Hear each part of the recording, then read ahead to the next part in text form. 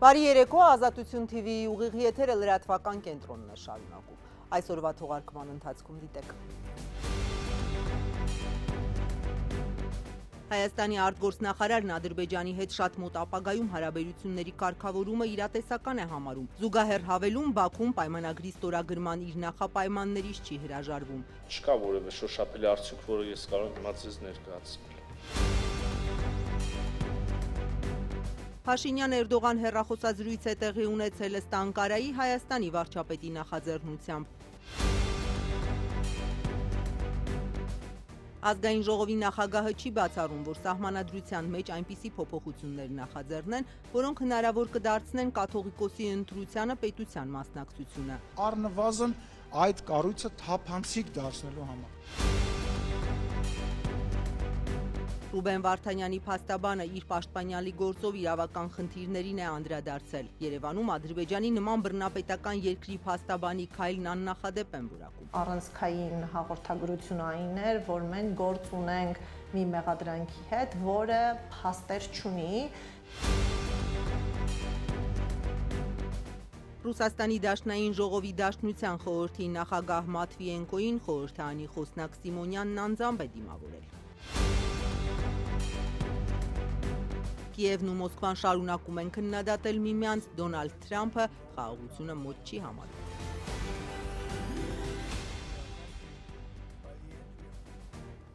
Խաղաղության պայմանագրի ստորագրման ճակատագիրն անորոշ է, սահմանազատվող կոնկրետ հատվածի մասին արդեն ամիսներ շարունակ Ադրբեջանի հետ համաձայնություն չկա, գերիների վերադարձի հարցով առհասարակ Բաքվի հետ խոսակցությունը չի ստացվում, բայց Հայաստանի արտգործնախարարը լավատես է, անգամ շատ մոտ ապագայում հարաբերությունների կարգավորման հնարավորություն է տեսնում։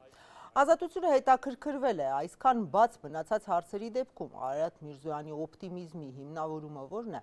նախարարը խորհրդարան էր եկել մասնակցելու անցած տարվա բյուջեի կատարողականի քննարկմանը։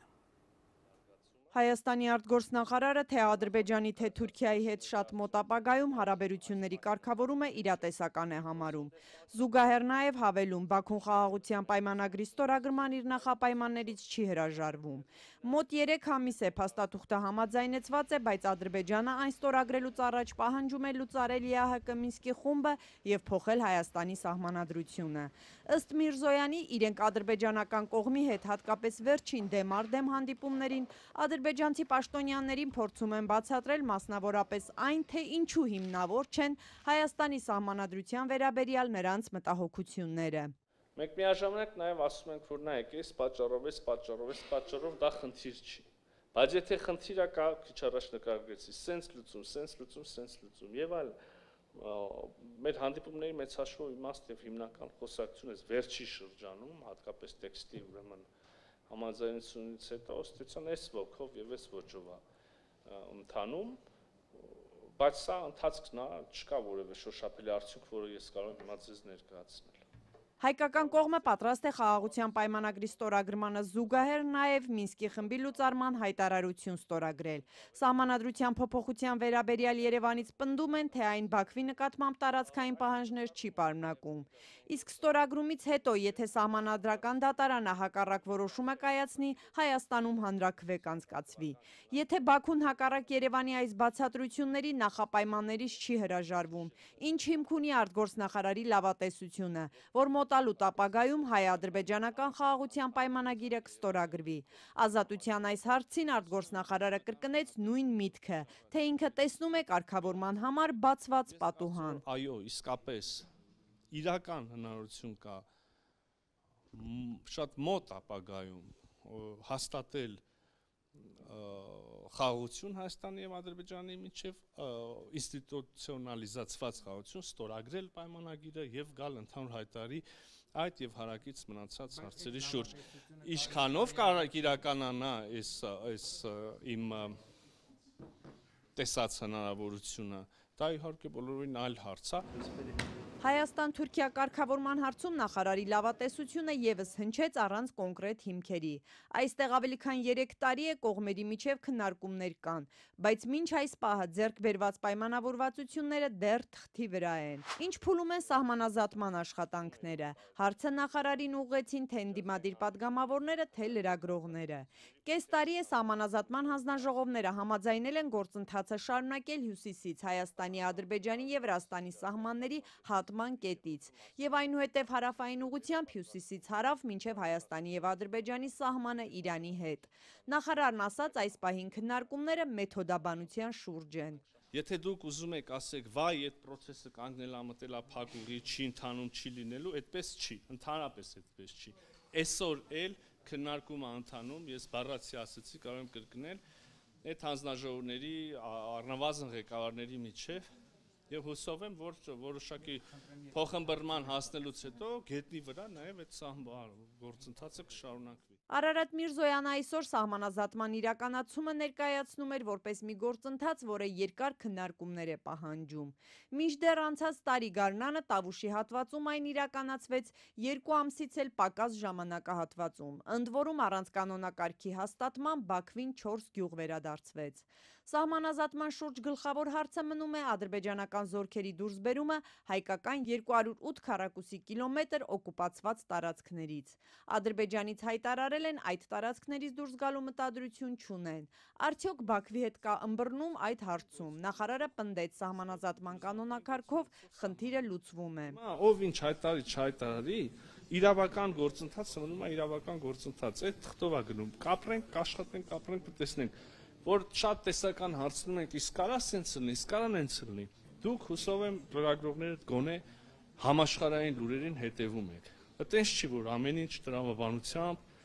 եղած կանոններով է տարբեր բաներ են տեղի ունենում այսօր աշխարհում։ Երևանն ու Բաքուն ըստ Արարատ Միրզոյանի շարունակում են քննարկումները նաև տարածաշրջանում ճանապարհների ապաշրջափակման շուրջ։ Այստեղ էլ Միրզոյանն ասաց, հայկական կողմը շահագրգիռ է, որ օր առաջ համաձայնության հասնեն։ Ավելին նշեց, մեկը մյուսի հետևից նոր առաջարկներ են անում Բաքվին, բայց դրական արդյունքների մասին կրկին ոչ մի խոսք։ Երբեմն տեսնում ենք հակառակ առաջարկներ իհարկե, որոնք մեզ հիմք են տալիս կասկածելու, որ արդյոք հենց այս սկզբունքների ուրեմն շրջանակներում են պատկերացնում բոլորը սա ենթակառուցվածքների ապաշրջափակում, բայց այստեղ եւս խոսակցությունը շարունակվում է եւ կան 1-2 կառուցողական գաղափարներ, որ այսօր քննարկման են, տեսնենք ոնց կստացվի։ Հայ-ադրբեջանական գործընթացում միակ օրակարգը, որի շուրջ նախարարը հստակ գնահատական հնչեցրեց գերիների վերադարձի հարցն էր։ Երևի են եզակի հարցերից է, որտեղ ընդհանրապես ուրեմն ասի կառուցողական խոսակցություն չի ստացվում ունենալ։ Վերջին բանը, որ եղել է շոշափելի, դրանից հետո խոսակցություն անշուշտ եղել է եւ այսօր էլ կա, բայց չի հաջողվել, չեմ ծրսակվել հաջողությամբ։ Վերջին բանը, եթե ես չեմ սխալվում, կոպի շրջանակներում ուրեմն մեծ փոխանակություններ, դրանից հետո չի ստացվում եւ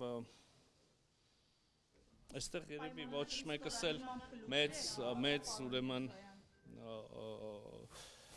ուրախ լուրեր հայտնելու ուրեմն տեղ չունենք։ Մեկ հարց էլ կա, որ ըստ Միրզոյանի առհասարակ չեն քննարկում Բաքվի հետ։ Դա Արևմտյան Ադրբեջանի եւ ադրբեջանցիների վերադարձի մասին ամենաբարձր մակարդակով Բաքվից հնչող պահանջներն են։ Սրանք Հայաստանի արտգործնախարարը որակեց Հայաստանի տարածքային ամբողջականության դեմ սպառնալիք։ Մինչ խաղաղության պայմանագրի ստորագրման հեռանկարն անհայտ է, իսկ սահմանային կրակոցները պարբերական, Հայաստանի քննչական կոմիտեն քրեական գործ է հարուցել սահմանամերձ տեղ համայնքի վարչական սահմանների մոտ ադրբեջանական զորքի ուղղությամբ օդաճնշիչ ատրճանակ պահելու դեպքով։ Ով է պահել ատրճանակը, կոնկրետ ինչ հոդվածով է գործը հարուցվել, քննչականը չի մանրամասնում։ Չեն հայտնում նաև, թե երբ է դեպքը տեղի ունեցել, միայն փոխանցել են, որ ձերբակալված չկա։ Մամուլն էր գրել, որ օրերս 3 տղամարդ ավտոմեքենայով մոտեցել են դիրքերին, նրանցից մեկը ատրճանակ է պահել ադրբեջանցի զինվորների ուղղությամբ։ Ըստ առավոտի տղամարդը էջմիածնից է ու իրավապահներին ասել է, թե ջղայնությունից է դիմել այդ քայլին, ցանկացել է վախեցնել ադրբեջանցի զինվորներին։ Պարզ չէ, արդյոք ատրճանակ պահած տղամարդը ունի մեղադրյալի կարգավիճակ։ 44-օրյա պատերազմից հետո սահմանամերձ դարձած Սյունիքի մարզի տեղ խնածախ Խոզդավար բնակավայրերում մոտ 3 ամիս անընդհատ կրակոցներ են։ Ադրբեջանական զինուժը ժամանակ առ ժամանակ թիրախավորում է նաև բնակելի տները։ Խոշորացված տեղի ավականու ընդդիմադիր անդամը հարց է բարձրացնում։ Իրավապահները ինչու են այդ դեպքի վրա կենտրոնանում, բայց քննության առարկա չեն դարձնում գյուղ հասնող ադրբեջանական կրակոցները։ Երբ հապահել, ով ատես, թուրքն ատեսել չէ, մերոնք ոչ մեկը չի տեսել։ Այդ ապացույցները որտեղից է վերցրել այդ քննիչը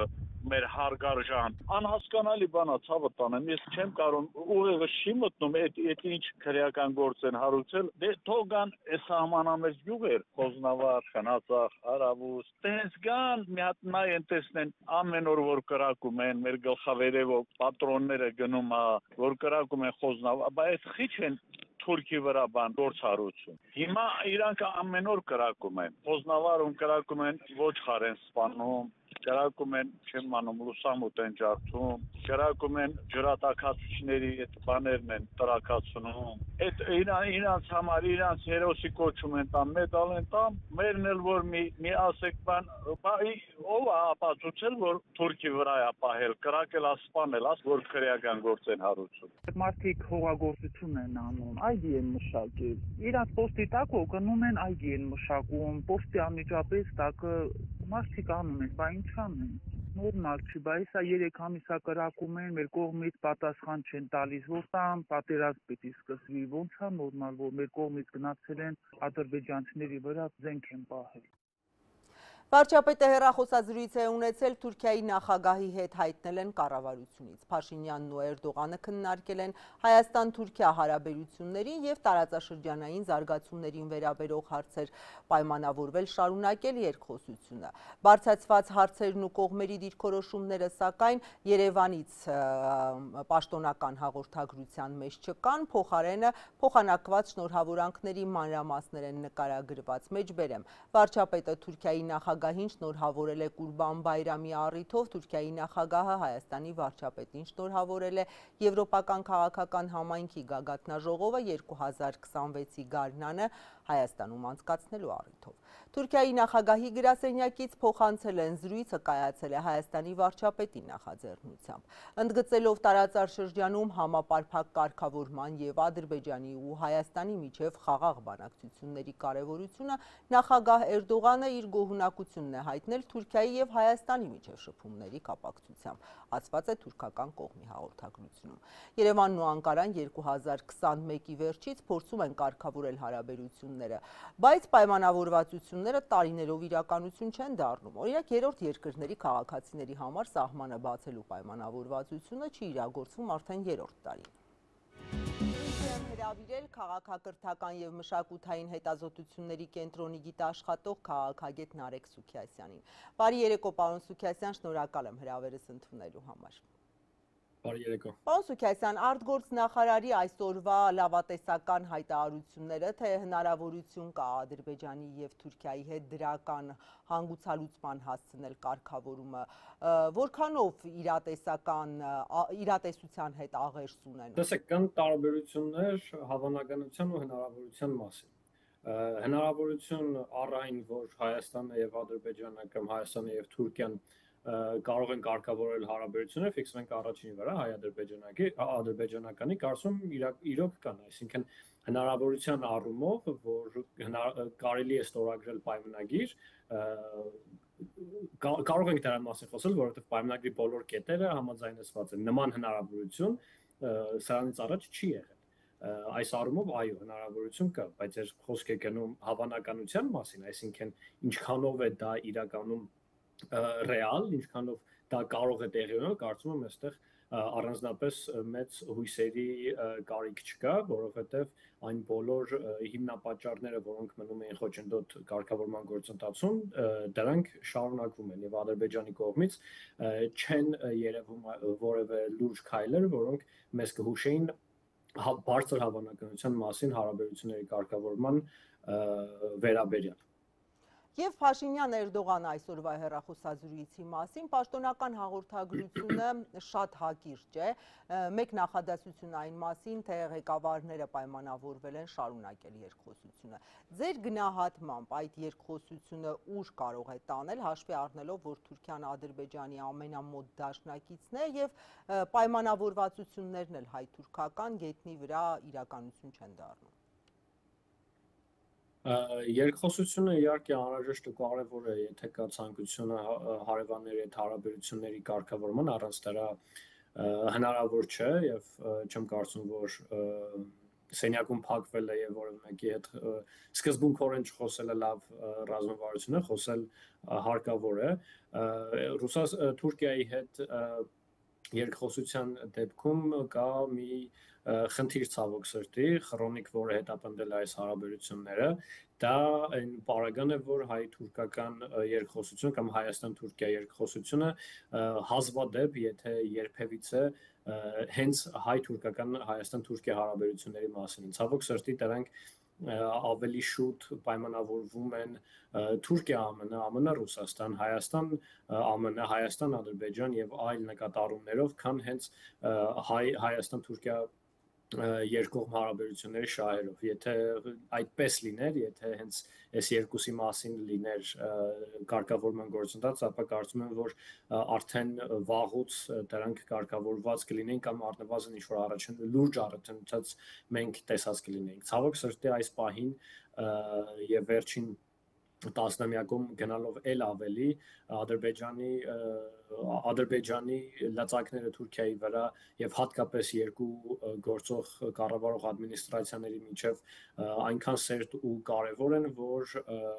Թուրքիան իր բոլոր գործողությունները հատկապես ռազմավարական գործողությունները կապում է Ադրբեջանի քմահաճույքների հետ եւ անգամ այնպիսի փոքր հումանիտար ինչու՞ չէ նաև սիմվոլիկ քայլերը, որոնք տեղի ունենում, առաջընթացը, որը տեղի ունենում հայ-թուրքական շերտում, շատ լուրջ արձագանքի են արժանանում Ադրբեջանի կողմից, ինչպես դրա վերջի արտահայտումը Մարկարայի կամրջով հումանիտար բեռների հասցնումներ Սիրիա։ Շնորհակալ եմ զրույցի համար, հիշեցնեմ, զրուցում էի քաղաքակրթության եւ մշակութային հետազոտությունների կենտրոնի գիտաշխատող քաղաքագետ Նարեկ Սուքիասյանի հետ։ Շնորհակալություն պարոն Սուքիասյան եւ հաջողություն ձեզ։ Ես շնորհակալ եմ։ Նիկոլ Փաշինյան հոգևոր վերնախավ փոխադարձ մեղադրանքներով, վիրավորանքներով եւ հայհոյանքներով ուղեկցվող բանավեճն այսօր նոր փուլ թևակողեց։ Ազգային ժողովի նախագահ Ալեն Սիմոնյանը չբացառեց, որ սահմանադրության մեջ նախաձեռն են հայ առաքելական եկեղեցուն առնչվող հոդվածների փոփոխություններ, որոնք հնարավոր կդարձնեն կաթողիկոսի ընտրությանը պետության մասնակցությունը։ Անցած շաբաթ վարչապետն էր այդ պնդումն արել։ Պետությունը հայաստանյան օրենսդրությամբ ճանաչում է եկեղեցու ինքնակառավարումը։ Իրավունքի մասնագետները այսօրվա կարգավորումներով կաթողիկոսի ընտրությանը պետության մասնակցության հնարավորությունը չեն տեսնում։ Բացի այդ, վարչապետը մի քանի օր է Գարեգին երկրորդի կուսակրոնության հավաստիացումներ է պահանջում։ Օրենքով եկեղեցու գործերին միջամտելու որևէ լծակ չունենալու ընդդիմախոսների փաստարկներից հետո վարչապետը արդեն կաթողիկոսին ուղղված իր պահանջներում դիրքավորվում է որպես առաքելական եկեղեցու հավատավոր։ Համացամ նախ եւ առաջ հայ առաքելական եկեղեցին ունի հատուկ կարգավիճակ, դա մեկ։ Դե արդեն դարավ իրավական ինչ-որ բան։ Հետո Հայաստանի Հանրապետությունը որպես պետություն շատ առավելություններ է տալիս եւ վերջի վերջո կարծում եմ վարչապետը դրա մասին խոսել եւ բացատրել է։ Ինքը ասում է ես որպես հավատացյալ մարդ, որպես մարդ, ում համար հայ առաքելական եկեղեցին սրբություն է, որպես մարդ, ում համար հայոց կաթողիկոսը մեծագույն արժեք է, ես պետք է որպես հավատացյալ դրա մասին իմանամ։ Մարդիկ, ովքեր որ իրենց վրա վերցնում են ուրիշին դատելու, հոգևոր կյանքը առաջնորդելու, բարոյականության մասին խոսելու, որոնք որ եկեղեցու բակում, օրինակ Սուրբ Աննայի բակում քաղաքական միտինգներ են անում եւ հայհոյանքներ եւ վիրավորանքներ են հնչեցնում Հայաստանի Հանրապետության գործող եւ ընտրված իշխանությանը։ Այդ մարդիկ պետք է հասկանանք այդ մարդիկ ովքեր են։ այդ մարդիկ ինչ են տենց իրանց իրավունք վերապահում։ Եկեղեցու հետ կապված, որպես քրիստոնյա մարդ, որպես մարդ, որը հավատք ունի, որևիցե ձևով չեմ կարող որևիցե բան ասել եւ հասկանալ, թե ես այդ ինչի եմ գնում, ինչ եմ այդ մարդկանց, օրինակ չգիտեմ, մարդիկ կան ձեռքն են համբյուրում։ Հիմա ուզում հասկանամ այդ ձեռքը այդ դրանից առաջ որտեղ էր, արժի այդ ձեռքը համբյուրել, թե չարժի այդ ձեռքը համբյուրել։ Տարանջատեք եկեղեցին եւ հայ առաքելական սուրբ եկեղեցում ծվարած որոշ բիզնեսմեններին եւ որոշ եկեղեցական կանոնները խախտած մարդկանց։ Դրանք տարբեր բան են։ Այսօր շատ լրատվականներ գրում են հայ առաքելական եկեղեցու դեմ, հայ առաքելական եկեղեցու դեմ, ով փորձի ոտնձգություն անի, ես եւ իմ բոլոր ընկերները առաջինն են կանգնած այդ որպես պաշտպան։ Այդ մարդիկ ծառաներ են, իրանք պետքա ծառայեն այն մարդկանց, ովքեր որ հավատացել, իրանք ծառայեն, ծառայից բացի իրանք ոչ մեկ են անկախ նրանից, թե հաշիվներին ինչքան փող ունեն, Երևանի կենտրոնում, Էջմիածնում ինչքան գույք ունեն։ Ես նման քննարկման չեմ մասնակցել, բայց ես չեմ բացառում, որ սահմանության մեջ եթե նման փոփոխություն լինի, այդ հարցը նույնպես այլ ձևա ներկայացված լինելու, որտեղ Հայաստանի Հանրապետությունը խղճի ազատություն դավանող երկիր է եւ կարծում եմ, որ եթե ինչ որ կրոնական կառույց պետք է ունենա հատուկ կարգավիճակ, դա նշանակում է, որ պետությունը նույնպես պետք է ունենա դրա մեջ մասնակցություն, առնվազն այդ կառույցը թափանցիկ դարձնելու համար։ Թափանցիկ, ուրիշ բանի մասին չեմ խոսում։ Եթերում Ազատության լրատվական կենտրոնն է, մեր լուրերին կարող եք հետևել նաև Ազատության տելեգրամյան ալիքում, իսկ այս ծրագրի երկրորդ մասում առաջարկում եմ դիտել։ Ռուբեն Վարդանյանի փաստաբանը իր պաշտպանյալի գործով իրավական խնդիրներին է անդրադարձել։ Երևանում Ադրբեջանի նման բռնապետական երկրի փաստաբանի քայլն աննախադեպ են որակում։ Առանցքային հաղորդագրություն այն էր, որ մենք գործ ունենք մի մեղադրանքի հետ, որը փաստեր չունի։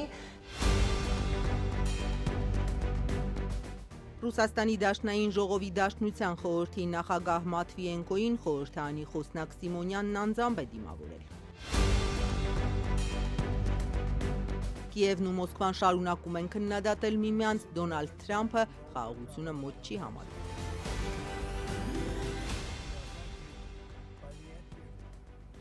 Երևանում է Ռուսաստանի Դաշնային խորհրդի ղեկավար Վալենտինա Մատվիենկոյի գլխավորած պատվիրակությունը։ Իր պաշտոնակցին օդանավակայանում դիմավորել է խորհրդարանի խոսնակ Ալեն Սիմոնյանը, ինչպես եւ խոստացել էր։ Այցի շրջանակներում նախատեսվում են Մատվիենկոյի հանդիպումները Հայաստանի ղեկավարության հետ։ Մատվիենկոն եւ Սիմոնյանը նաեւ կբացեն Ռուսաստանի Դաշնային ժողովի եւ Հայաստանի ազգային ժողովի միջև համագործակցության միջխորհրդարանական հանձնաժողովի նիստը։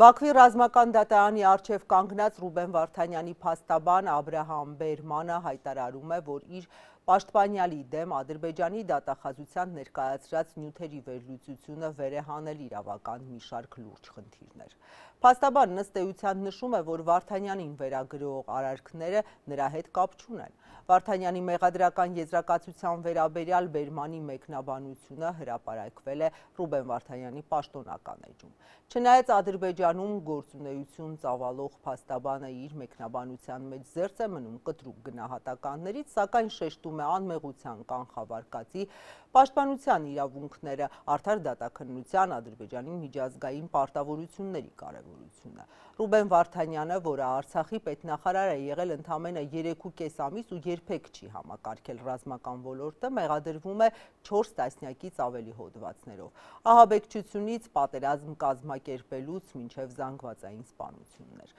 Նախկին պաշտոնյային մինչև ցմահ ազատազրկում է սպառնում Բաքվում։ Գործընկերը զրուցել է հայ գերիների հարցով զբաղվող իրավապաշտպան Սիրանուշ Սահակյանի հետ, որը Բերմանի քայլն աննախադեպ է համարել Ադրբեջանի նման բռնապետական երկրում։ Թիրախավորվում են ոչ միայն լրագրողներ, իրավապաշտպաններ, այլ նաև փաստաբաններ, որոնք կոչված են իրավաբանական օգնություն ցուցաբերելուն,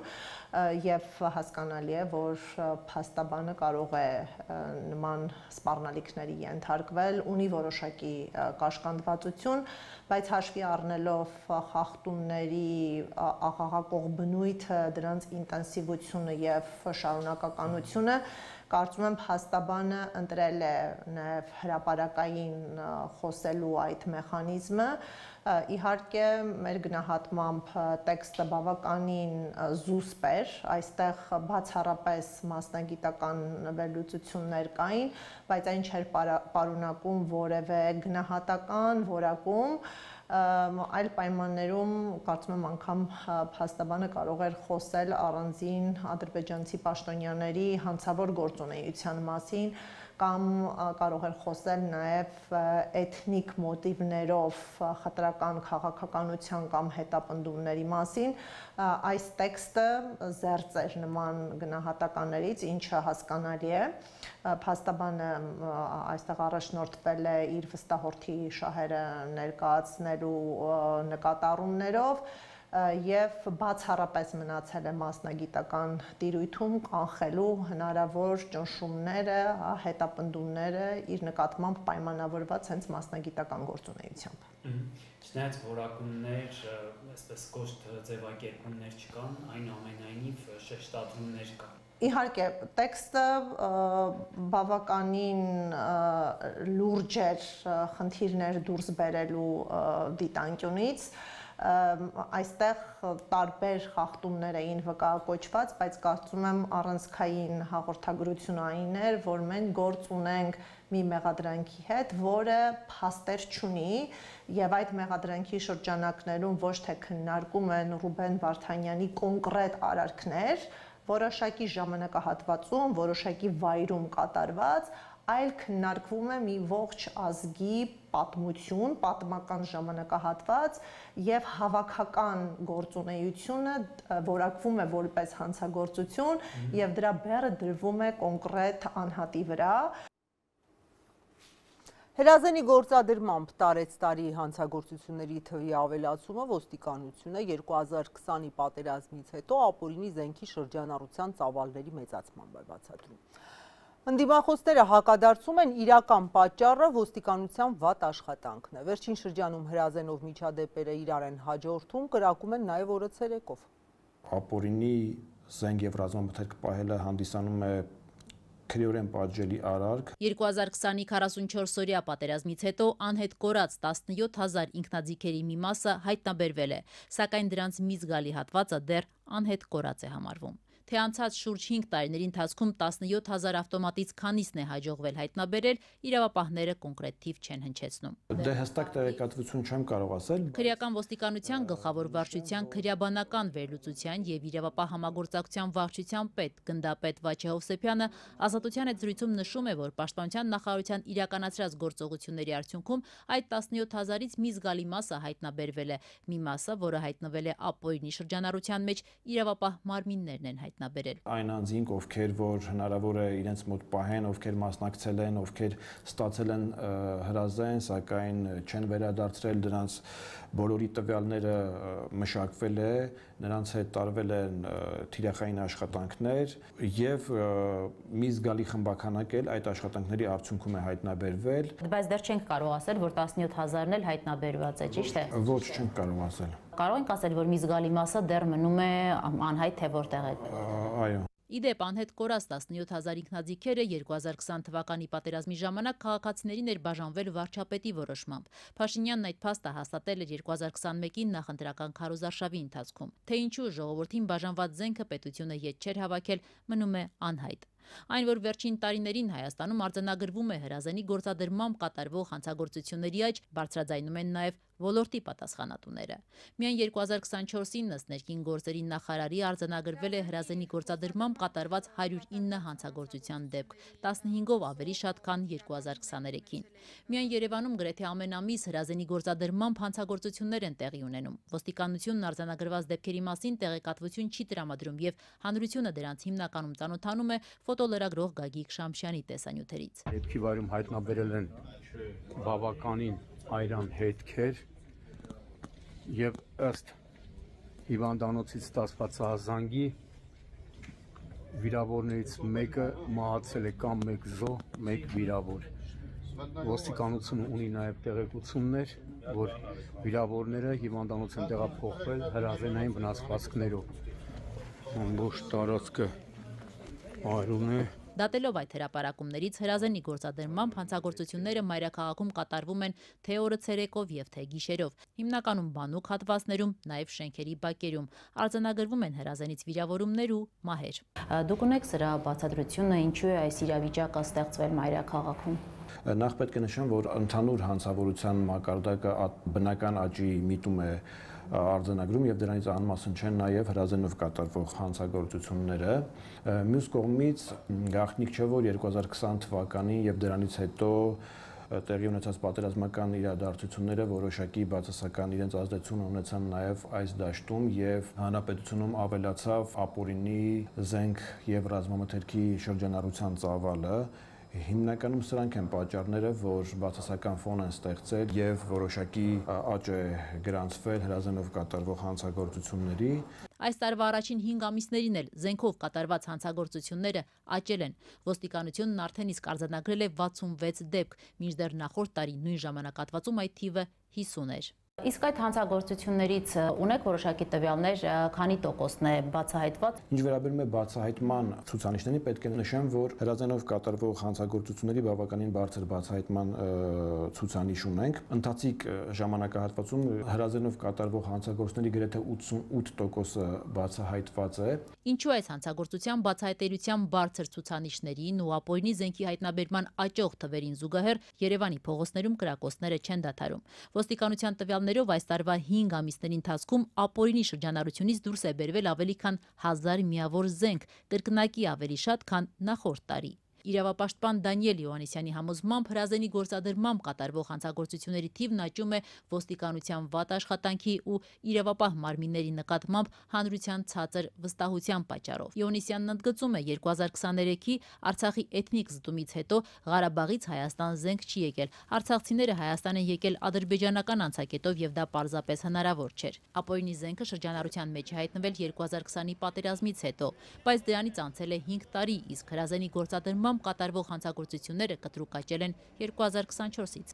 Զենք զինամթերքով կատարվող հանցագործությունների աճի հիմնական պատճառներից մեկը իրավապահ մարմինների շատ ցածր էֆեկտիվությունն է, որը պայմանավորված է մի շարք հանգամանքներով սկսած նախաքննության մարմինների եւ ոստիկանության համագործակցության ցածր մակարդակով եւ վերջացրած նրանով, որ Հայաստանի քաղաքացիները հաճախ վախենում են ցուցմունք տալ, խուսափում են ցուցմունք տալ եւ չեն ցանկանում առհասարակ համագործակցել իրավապահների հետ։ Հրազենով կատարվող հանցագործություններից բացի Հայաստանում լուրջ խնդիր են մնում թմրանյութերի ապօրինի շրջանառությունն ու մահվան ելքով վրաերթերը։ Ըստ պաշտոնական վիճակագրության Հայաստանում գրեթե ամեն օր ճանապարհային պատահարներից մեկ մարդ է մահանում։ Բանակին անպիտան հրթիռներ մատակարարելու մեջ մեղադրվող Դավիթ Գալստյանը Պաշտպանության նախարարությանը 30 միլիոն դրամի ավիացիոն տեխնիկա է նվիրել։ Գործադիրն այսօր ընդունել է Գալստյանի նվիրատվությունը, առանց բացահայտելու սակայն, թե կոնկրետ ինչ տեխնիկայի մասին է խոսքը։ Հարցը չզեկուցվող էր, կառավարության նիստում չի քննարկվել։ Դեռ դատարանի առաջ կանգնած Դավիթ Գալստյանը ավելի վաղ վերականգնել էր իրեն մեղսագրվող հանցագործությամբ պատճառված վնասի ամբողջ չափը, ավելի քան 2 միլիարդ 700 միլիոն դրամը։ Տրանսպորտային բարեփոխումներ, որ քասախցիների խոսքով միայն բարդացրեցին իրենց կյանքը, այսօր Կոտայքի մարզում գտնվող քասախի բնակիչները իրենց անպտուղ բողոքի ակցիաներից եւ տուն հասնելու համար մի քանի տրանսպորտ փոխելու չարչարանքներից են պատմել։ Ժողովուրդը օգտվել է տրանսպորտից, այսօր ինչի համար է պատճառն ինչա, որ մեր ազգաբնակչությանը զրկում են մեծ տրանսպորտից, քաղաքի հետ կապված տրանսպորտից։ Երևանին կպած բնակավայրում քասախում արդեն տևական ժամանակ է մարդիկ դժգոհում են կառավարության տրանսպորտային բարեփոխումներից, որի հետևանքով իրենց ձևակերպմամբ ունքը սարքելու տեղը աճ կհանեցին։ Գյուղը երջանիկ էր, երբ մայրաքաղաքային 59 համարի տրանսպորտն էր սպասարկում քասախցիներին։ Վերջերս սակայն խնդիրներ առաջացան, երբ Երևանի հետ կապը սկսեցին ապահովել միայն 3 տարի առաջ մարզային օպերատորի մրցույթում հաղթած Գագիկ Ծառուկյանի ընտանիքին պատկանող մուլտիտրանսպորտ ընկերության միկրոավտոբուսները։ Ասում էին ձեռնտու չէ, նախ նոր ավտոբուսները մինչև ֆիզիկայի ինստիտուտի խաչմերուկն են հասցնում։ Մարդիկ ստիպված են մի քանի տրանսպորտ փոխել, կրկնակի վճարել, նույն տեղը հասնելու համար։ Գլխավոր փողոցից ընդեղից միջև մի կիլոմետրից ավել է։ Մենք այդքան տեղը մեր ժողովուրդը վեշով, մեծ մարդիկ ոնց են բարձրանալու այստեղ։ Կառավարության բացատրությունն է, որ օրենքը արգելում է երևանյան ավտոբուսներին մտնել մարզեր։ Մուլտիտրանսպորտի ավտոբուսների դեմ ոչինչ չունեն, բայց դեմ են մենաշնորհին։ Աշխատում են համատեղ աշխատեն, չէ,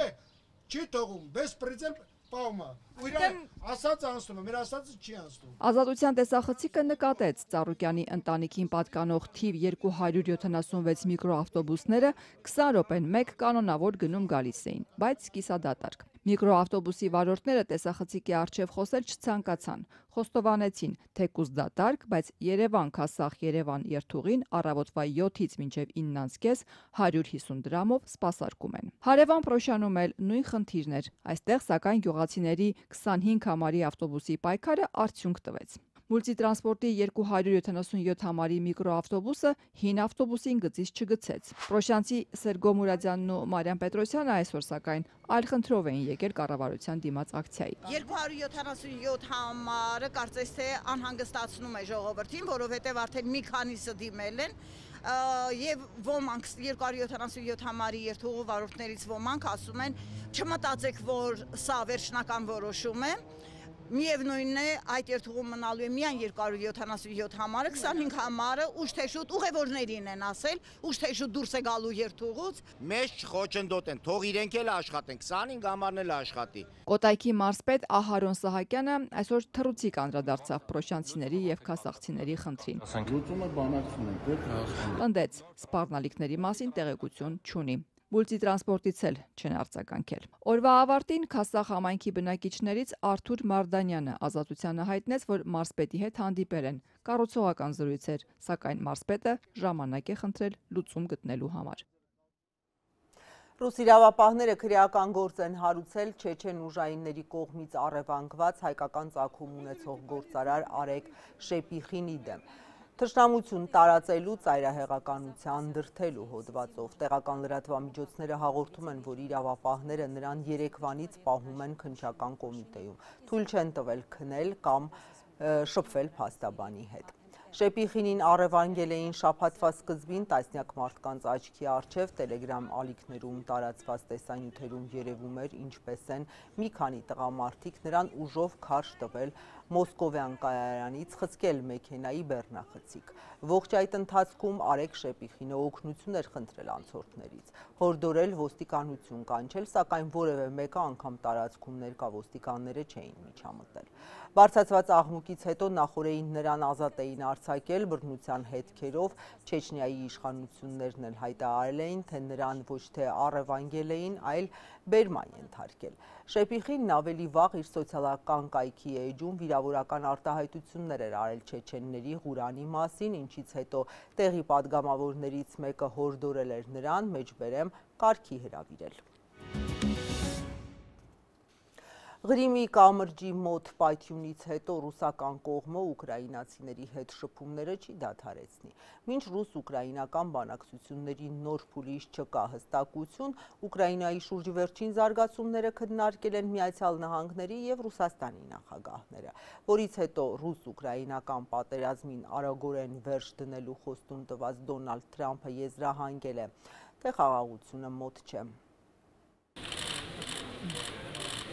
Միացյալ Նահանգների եւ Ռուսաստանի նախագահները 3 այս տարվա մեջ 4-րդ անգամն են խոսել հեռախոսով։ Դոնալդ Թրամփը սոցցանցում հայտնել է, որ 1 ժամից ավելի տևած զրույցի ընթացքում քննարկել են ռուսական ռազմական օդանավակայանների վրա Ուկրաինայի վերջին հարձակումը, նաեւ այլ հարձակումներ։ Սպիտակ տան ղեկավարը նշել է, որ տեղի ունեցել լավ զրույց, սակայն ոչ այնպիսին, որն անմիջապես խաղաղության կտանի։ Նախագահ Պուտինը շատ վճռականորեն հայտարարեց, որ ստիպված կլինի պատասխանել օդանավակայանների վրա վերջերս տեղի ունեցած հարձակմանը։ Ռուսաստանի նախագահի օգնականը եւս մանրամասներ է հայտնել հեռախոսազրույցից, ըստ Յուրի Ուշակովի Վլադիմիր Պուտինը Թրամփին մանրամասն ներկայացրել է Ստամբուլում ռուս-ուկրաինական ուղիղ բանակցությունների երկրորդ փուլի արդյունքները։ Ուշակովը պնդել է, թե Ուկրաինան փորձել է խափանել բանակցությունները, հարձակվելով նաեւ քաղաքացիական օբյեկտների եւ խաղաղ բնակչության վրա։ Նախագահները նաեւ համաձայնել են շարունակել Ուկրաինայի հարցով բարձր մակարդակի շփումները, սակայն խաղաղության համաձայնագրի հուշագրերը չեն քննարկել։ Երեք տեղի ունեցել նաեւ Պուտինի հեռախոսազրույցը Հռոմի Պապի հետ քննարկել են ուկրաինական հակամարտությանն առնչվող հարցեր։ Լեո 14-րդը Կրեմլի ղեկավարին հորդորել է խաղաղությանը նպաստող քայլ անել։ Կառավարության անդամների հետ հանդիպմանն էլ Պուտինը երեք հասկացրել է, որ Ուկրաինայի վերջին հարձակումներից հետո Կիևի հետ բարձր մակարդակի բանակցություններ հազիվ թե անցկացվեն։ Ռուսաստանի նախագահն ասել է Բրյանսկում եւ Կուրսկում կամուրջների պայթեցումը ահաբեկչական ակտ էր, որի նպատակն էր խափանել բանակցությունները։ Но как же проводить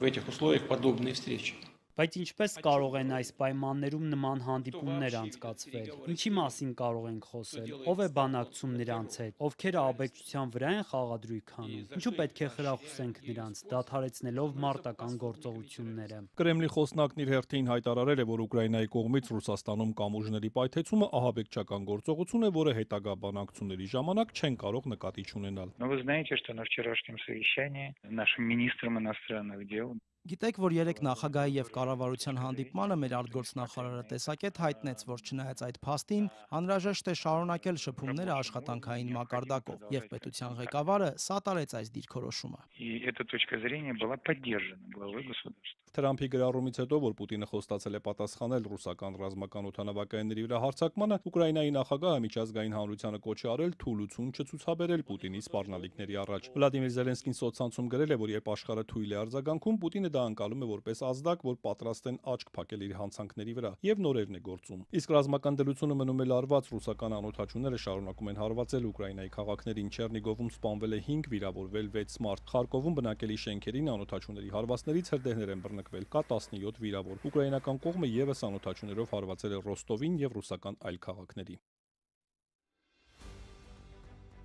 Այսքան այս եթերաժամի համար ես ձեզ հրաժեշտ եմ տալիս ազատություն.am կայքում լուրերը թարմացվում են անընդհատ, սոցիալական ցանցերում գտեք մեզ, YouTube-ում դիտեք եւ կաբելային ալիքներով։ Հաջողություն։